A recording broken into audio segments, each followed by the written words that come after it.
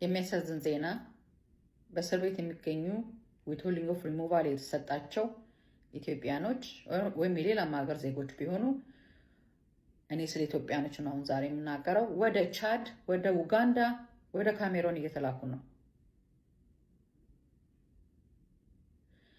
ያ ማለት ዊትሆልዲንግ ኦፍ ሪሙቫል ምንድን ነው ማለት? ፕሮቴክሽን ተሰጥቷቸዋል። አሳይለም አይደለም። ወደ ሀገሬ ብመለስ ጥቃት ይደርስብኛል ለሚለው እንደ አሳይለም ነው። ነገር ግን ዊትሆልዲንግ ኦፍ ሪሙቫል የስ ወደ ሀገርህ አትመለስም፣ ሀገርህን ፕሮቴክት ያደርጋል እንዳትመለስ። ነገር ግን ምን ያደርጋል? ዊትሆልዲንግ ኦፍ ሪሙቫል ሶስተኛ ሀገር መላክ ይችላሉ ማለት ነው። ኤኒ ካንትሪ የተቀበለ ሀገር። ስለዚህ አሁን እነዚህ አፍሪካን ሀገሮች እነ ቻድ፣ እነ ካሜሮን፣ እነ ኡጋንዳ እየተቀበሉ ነው። ስለዚህ እዚህ እስር ቤት ያሉ ዊትሆልዲንግ ኦፍ ሪሙቫል የተሰጣቸው ሰዎች እየተላኩ ነው ወደዛ ማለት ነው። ሶስተኛ ሀገር የተከለከሉትን አይደለም ማወራው፣ ተሰጥቷቸው ያሉትን ነው።